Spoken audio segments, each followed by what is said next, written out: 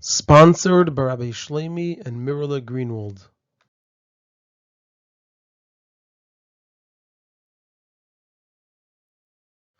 This is a Sicha from Likutei Sichos, Chelek to Parshas Eikev Sicha Alef, and it's also connected to Chof Menachem Av, where the Rebbe says in the star right at the beginning of the Sicha that it's the game Hayilula of Harav Goyin, Harav Chassid, V'chulu Hamakubal, Merenu Harav Rebbe Levi Yitzchak, the father of the Rebbe.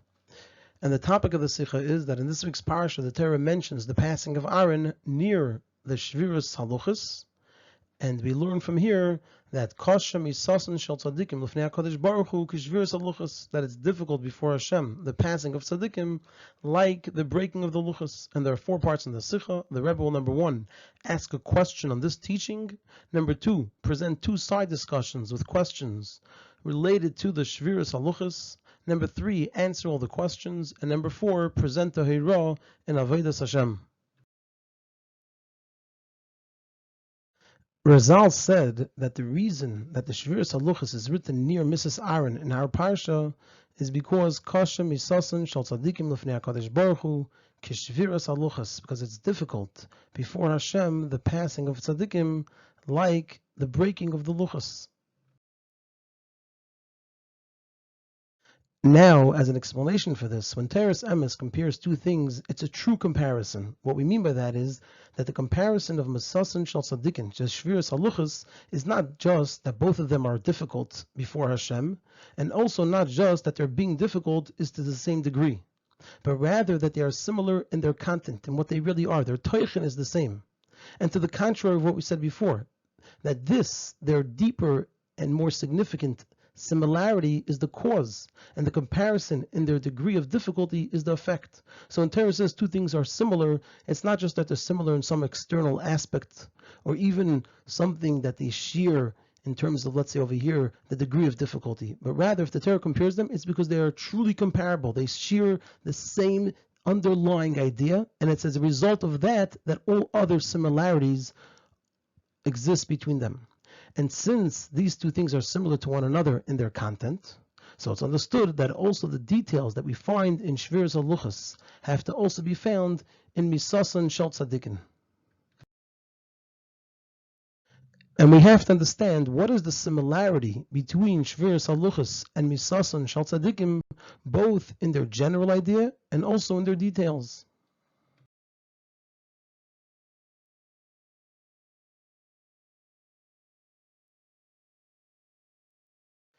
In order to answer this question, we're going to go into a side-related discussion, and that is that even though Shviras Luchos is a negative thing and it's kasher l'fnei HaKadosh Baruch Hu, it's difficult before Hashem, but we also find in it something positive. A proof for this is that when Yidden went out to war, the Aaron with the Shivrei Luchos would go out with them. And it's difficult to understand. The Shivrei Luchos are a reminder of the Chet of the Yidden, the Chet Egel. And it's not just any Chet, but the Chet Egel that it says about it, over Yom Pakti, ufakadti aleim chatasam, which as Rashi explains, that ein puranas Baal Yisrael, she'ein bo ktsas mepiryon avin egel, that there's no punishment that comes upon the Yidden that doesn't include in it a punishment from and for the Chet Egel. So how can it be that when Yidden go out to war, when they especially need a limud chus, and they need rachamim rabim through mitzvahs and ma'asim tevim, they will at such a time take with them the Shivrei Luchos, which are a reminder of the Chet Egel, this tremendous Chet. So from this it's understood that specifically in the Shivrei Luchos, there's a limud schus for Yidden going out to war. And even more so, it's an incredibly great schus. We see this since those who went out to war were all tzaddikim. And that still wasn't enough, and they needed the Shivrei Luchos to go out to war with them. And according to what we said earlier, it's understood that this great schus is also found in Misasan Shal Tzaddikim, because as we said, we see that Kasha Misasan Shal Tzaddikim, Lifnei HaKadosh Baruch Hu Kishviras Luchos, which means that they share a similarity in their deeper meaning. So if we say that the Shivrei Luchos are a limud schus for the Yidden, and a tremendous limud schus, it must be that the same is true by Misasan Shal Tzaddikim. And this expression of kasha misasan shel tzaddikim lifnei HaKadosh Baruch Hu k'shviras haluchos actually hints to this idea that there's something positive in the shviras haluchos, because we find the idea of kasha lifnei HaKadosh Baruch Hu about kriyas yamsuf, which kriyas yamsuf we know is a tremendously good thing, and it was one of the greatest miracles. So we see that the word kasha can actually indicate and refer to something that is positive and good, and that's why it's also used over here by kasha misasan shel tzaddikim lifnei HaKadosh Baruch Hu k'shviras haluchos, because it's hinting to this idea, the positive aspect that's found in the shviras haluchos as well as in the misasan shel tzaddikim.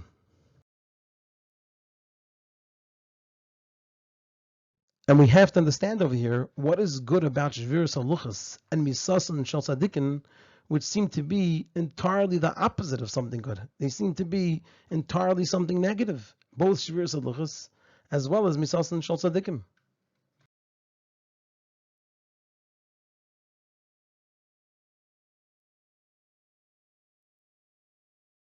So in order to understand this, we're going to go into another related side discussion also about the breaking of the Luchos. So it says about the first Luchos, Luchos, Maise Lekim Hema, the Luchos, they were the Maise Lekim, Michtav Lekim Hu, and the Michtav, the writing was a Michtav Lekim, Charos ala Luchos, it was engraved on the Luchos, meaning that the Luchos had in them two qualities. Number one, on their own, they were Maise Lekim, Luchos Maise Lekim Hema, and number two, what they had because of the Michtav Lekim that was engraved in them. So it was what they were on their own. They themselves were Maise Lekim, and then in addition, they had upon them the Michtav Lekim, which was Charos ala Luchos.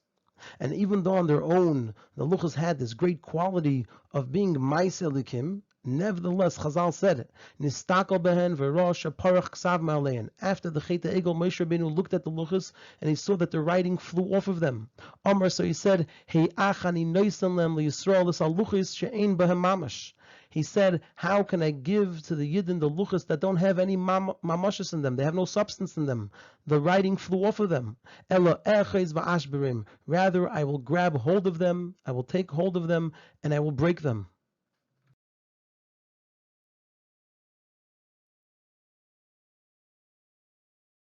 And there are three questions here. The first question is, even after Parach Ksav Ma'alein from the Luchos, still the Luchos had the quality of being Maise Lekim.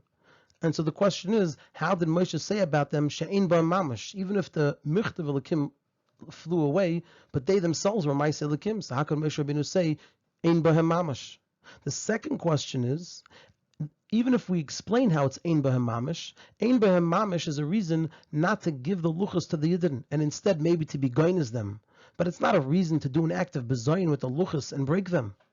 And the third question is, why does it have to say Echez? Why does it have to say that Moshe Rabbeinu said he will take a hold of them and break them?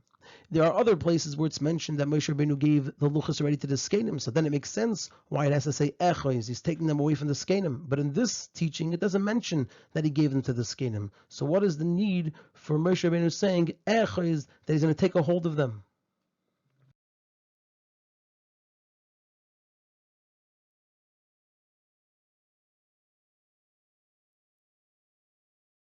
Now we're going to move on to answer these three questions, first on a basic level, and then I'll be pnimis inyanim. So the explanation will be understood with an example for this idea. An example is going to be from Tumah. So the most precious materials, let's say for example, gold, they don't have the importance to be makabel Tumah in their raw state, but rather they have to be made into a kli, and also the kli has to be complete with everything that the person had in mind. So whatever the person had in mind before beginning to form the kli, until all of that comes into fruition, the gold cannot be makabel tumah. However, after the kli is already fully made and it already became tameh, so if then something became lacking with the kli, let's say for example the handle fell off, so even though it's understood that this is a great diminishment in the kli because it doesn't have the handle, nevertheless it remains tameh, and only breaking it from its main use of being, let's say, something which could hold water, could hold liquids, and now it got a hole in it that the liquid comes out of it, only something of that sort will fix it and remove its tumah. And what we're connecting this to by the Luchos is that just like by the kli, before it became a kli, we look at it just as a piece of gold and it can't be makabel tumah.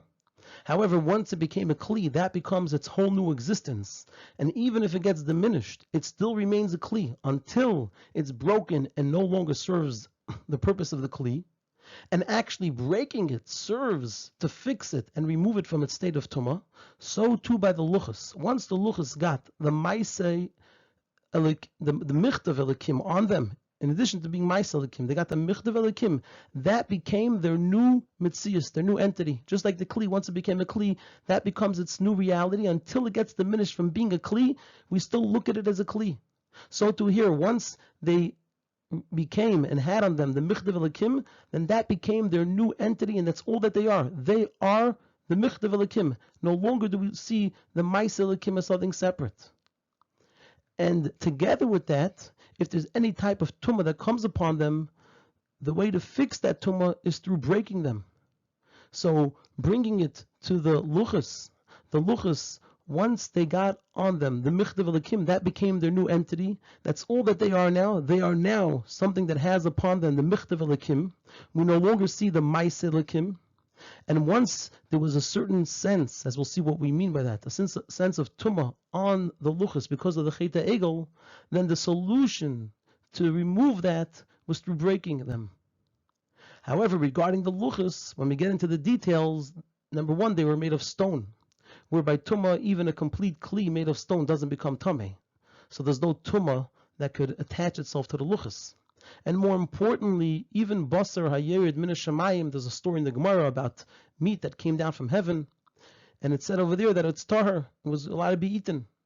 So even basar hayered min hashamayim is tahar. So for sure, the luchos are something which are tahar, and they can't become tameh. But nevertheless, it's similar to what's said in the Mishnah that bigdei kodesh midrus l'chatas, which basically means even something of a very high degree of taira, like garments that are on the level that they're good enough for something of kodesh, but it doesn't mean that they're good enough for something even higher, of higher taira, which is for the chatas, for the para aduma. So too here, we're not talking about actual tumah being attached to the luchos, but there is a sense of a diminishment in their level because of the chetei egel. And so here we're discussing going down to a lower level. So we have over here an explanation for why ein behem mamash, because their whole new reality became the michtav elikim that was upon them, just like the kli, that its whole new reality is that it's now a kli. And we also understand why Moshe Rabbeinu broke the luchos, because just like by the kli, in order to remove the tumah, it has to be broken also by the luchos, in order to remove the negative aspect that became associated with it because of the chetei egel, they had to be broken. And since the luchos were given to Moshe in order to place them in the aron for the tzibur, not for himself, so therefore before breaking them, he had to take a hold of them in order to make them fully his, so that he can now break the luchos.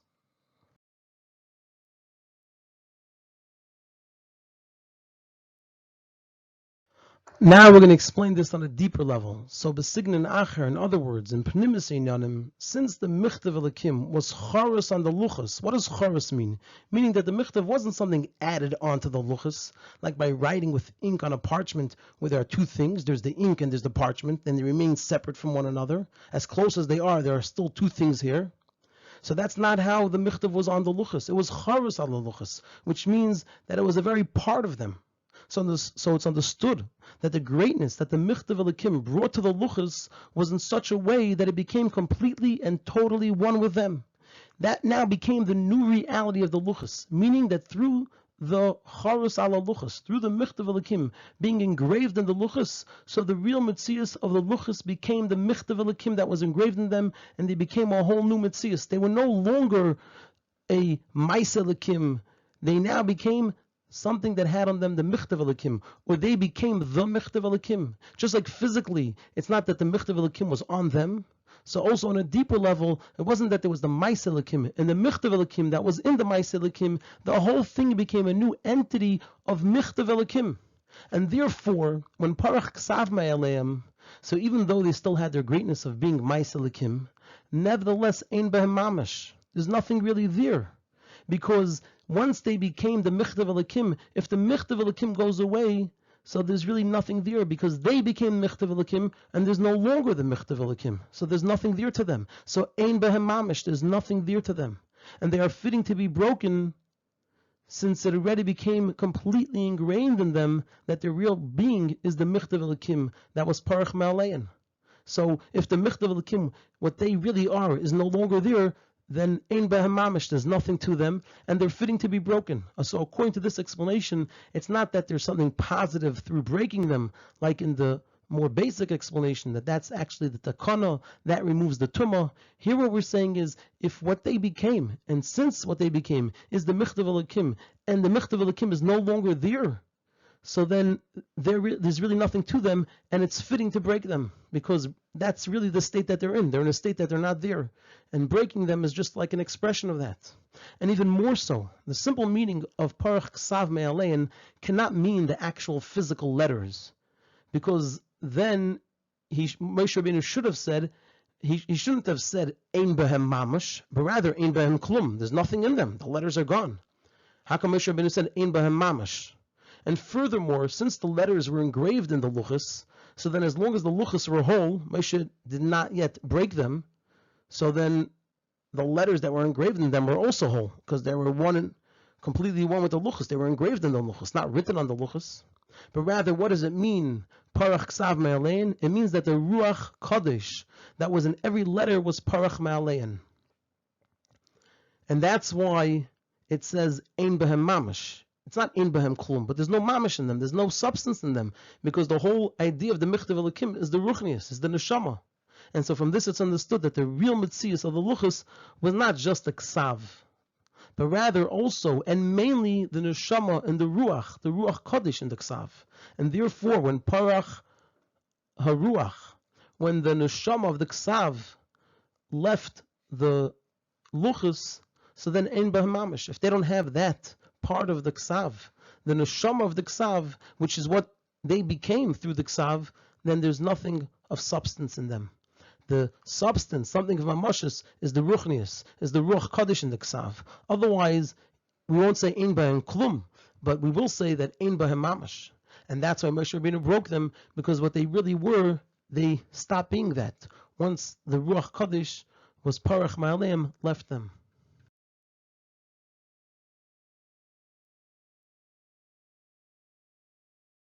Now, similar to these two qualities of Kedusha that were in the first Luchos, that of the Maisa Elikim and that of the Michtav Elikim that was added to them and became the real Metzius, so we also find by every Yid who is made up of a body and a Neshama. The body of a Yid is similar to the Luchos themselves, which were Maisa Elikim, and so too the body of a Yid has a tremendous Kedusha in it.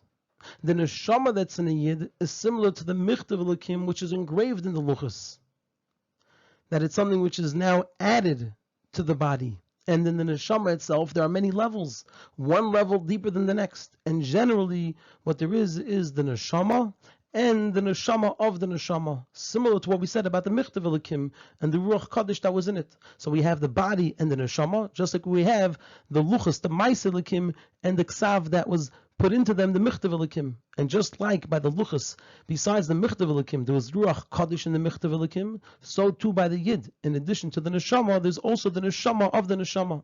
And just like the Luchos, just like by the Luchos, we say that even though they are seemingly something on their own, even without the Michtav Elikim that was engraved in them, since they were in existence even before the Michtav Elikim was engraved in them, and nevertheless, once the Michtav Elikim was engraved in them, they rose to an Ili Atzmi. It became their new Metzius, to the extent that their whole being was the Michtav Elikim, and in such a way that when the Michtav Elikim was Parach Me'alein, when the Michtav Elikim flew away from them, the Ruach Kodesh in the Michtav left them, they became something she'ein behem mamish, and they came to a state of brokenness and losing their whole Metzius.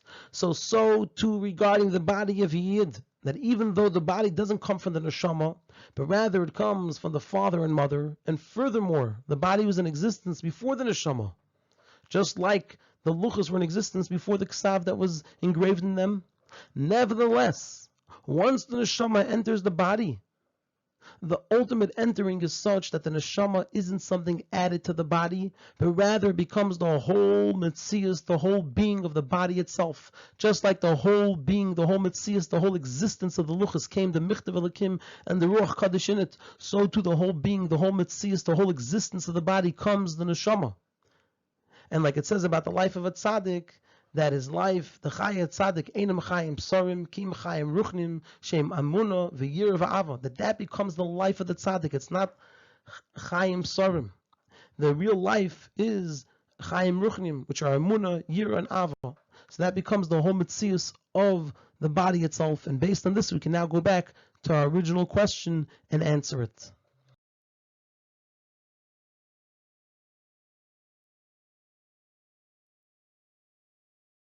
Our original question was, what is the similarity between Shviras Luchos and Misasan Shel Tzaddikim?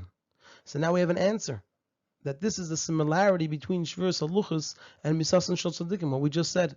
Because both of them changed from what they were originally, that originally the Luchos were the Maaseh Elikim, but then they became the Michtav Elikim, to the extent that when they were broken, they became to a state of Ein Ba Mamash. So too by Tzaddikim, by Yidden, there was originally just a body, but once the neshama enters the body, that becomes the real metzius of the body itself, of the Yid. It's his whole metzius. And when the neshama is gone, there's nothing really left. And so that's a similarity between the Shviras Luchos and Misasan Shel Tzaddikim, that both of them changed from what they were originally, and the Ruchnius became their whole metzius. And we see it in the Shviras Luchos and in the Misasan Shel Tzaddikim. There it's expressed what they became. They became something Ruchnius, and therefore once there's the Shviras Luchos, there's nothing there any longer.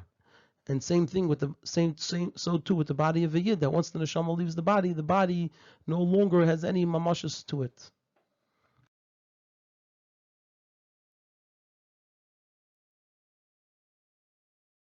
According to all the above, it's also understood the greatness that's in the Shivri Luchos and their connection to going out to war.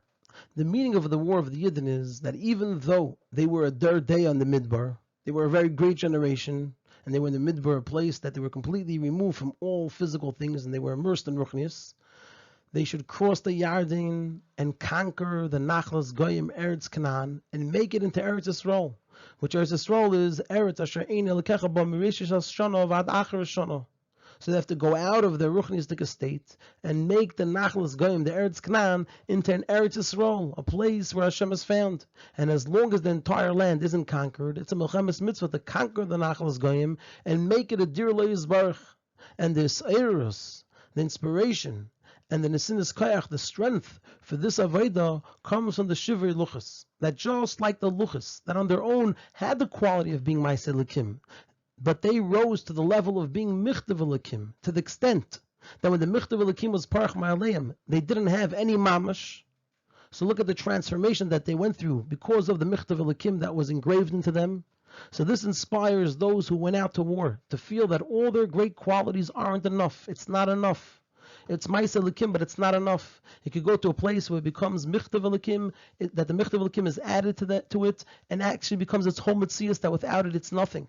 So also here, it's not enough, all of their high levels that they achieved, and it's a mitzvah, and it's a chayva, an obligation to conquer all of Eretz Yisrael, which includes, in this, Lachov is kol be'a'olam l'kabel mitzvah shenistava b'nei noach. It's to bring kedusha into all the places, to bring it even to the goyim, and that they should fulfill them. It should be connected to HaKadosh Baruch Hu, it should be connected to the Torah, and to make the whole world the Dir Lo Yisbarach. So the inspiration to do this, even though they're already on a very high level, is from the Shivrei Luchos. Look at the Luchos. They were on their own a very high level. They were Maaseh Elikim, but they rose to a level of being Michtav Elikim to the extent that that became their whole existence. And when it was Parach Ma'alein, they became something she'ein ba mamash. So too, this is an inspiration that it's not enough to do more. There's more to do, and there's so much more to do. The type of more that could become the person's whole existence. That without it, the person is now ein ba mamash. So that was the inspiration, the Shivrei Luchos. That was the inspiration for them when they went out to war. This was the war over here was a Melchemes Mitzvah that was all about making the Nachlas Goyim, the Eretz Canaan, into an Eretz Yisrael. It was all about the making of a Dir Lo Yisbarach, and the inspiration was the Shivrei Luchos.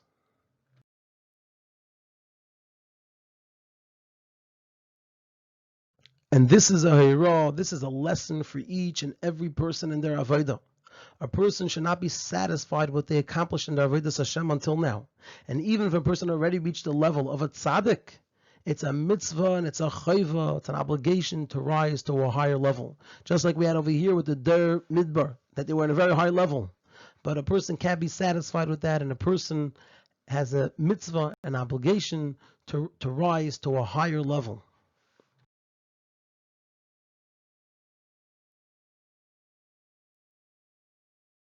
Now, this Eirah is also connected to the actual Misasan Shel Tzaddikim. Now, it seems that this part of the Sicha is going back to what we said in the basic explanation, where we said about the breaking of the Luchos, that their breaking was their takana, like by the Kli, that breaking it removes the Tumah. So it seems like we're also saying there's an element of that over here by Misasan Shel Tzaddikim, that through the Mis of Tzaddikim, which we said is similar to the breaking of the Luchos, there's something positive that's affected. So Razal said, Tzaddikim ein lem menucha loy b'olam hazeh v'loy b'olam haba. Tzaddikim, they don't have any rest, not in this world, not in the next world. Shenemar, as it says, Yelchu michayel lo chayel v'gemer. They're always moving forward, meaning that they are constantly in an aliyah in their avodas Hashem. And even though this is true every day throughout the year, nevertheless there's an extra aliyah on the day of the yahrzeit. And the reason there's an extra aliyah on the day of the yahrzeit is, so it's explained in a number of places, that in order to have an aliyah from one level to a higher level, which is shalei be'erech higher than the previous level, it requires the bittul of the previous level. The previous level has to completely be batul, and then there could be an aliyah shalei be'erech to another level. It can't be built on the previous level, because then it's limited to it. And similarly by Misasan Shel Tzaddikim, that the Misa, which is the bittul of their previous Metzias, in a very simple way, they're no longer Neshama B'guf, so that bittul of their previous Metzias is a preparation for the Aliyah from Olam Hazeh to Gan Eden, which that Aliyah is an Aliyah that is Shalei Be'erech, and therefore every year on the yahrzeit, when what happened the first time is awakened on that day, there's another Aliyah that is Shalei Be'erech of the previous ones that happened throughout the year. And since this is taught to us, what do we have to know about these aliyahs? It's happening to the neshamas in Gan Eden. The fact that it's taught to us indicates that also the aliyahs of tzaddikim in Gan Eden are relevant to our avodah now. What this means is that through the aliyahs of the tzaddik, so that tzaddik's aliyahs helps and it gives strength to all those who are connected to the tzaddik, and especially those who learn the Torah of the tzaddik. Like we know that the deepest connection that there could be is through learning one's Torah. So the aliyahs of the tzaddik, they help and they give strength to all those that are connected to the tzaddik and learn the tzaddik's Torah. And it helps them and gives them strength in their avodah to have an aliyah, and especially on the day of the yahrzeit, when the aliyah is much greater, where it's an aliyah that's shalei be'erech.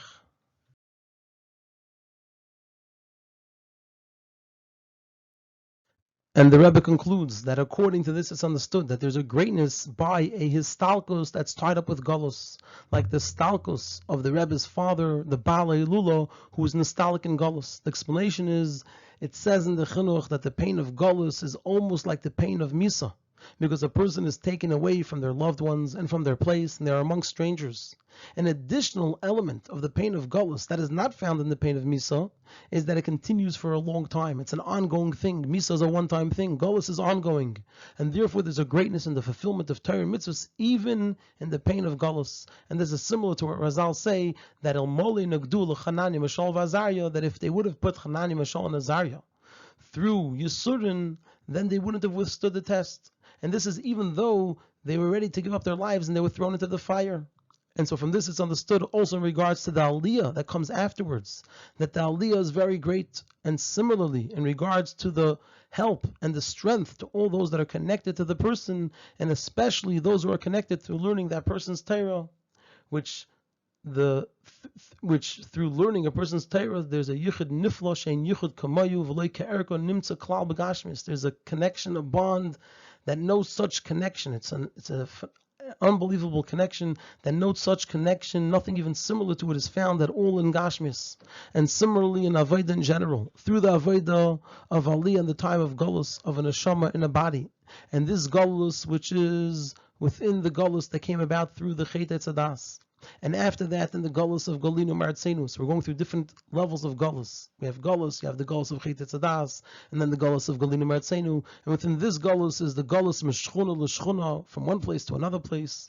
And in this Galus, especially in the Avodah of the weekdays, so all this is a preparation to the Avodah and level that's above Aliyas, to go to a place where there are no more Aliyas, because we're above all Aliyas. The Avodah of the day of Shabbos, the 7th year, the Shabbos LaHashem, the Alef HaShvi, which is a Yom Shekulei Shabbos HaMenucha L'Chayei Lam.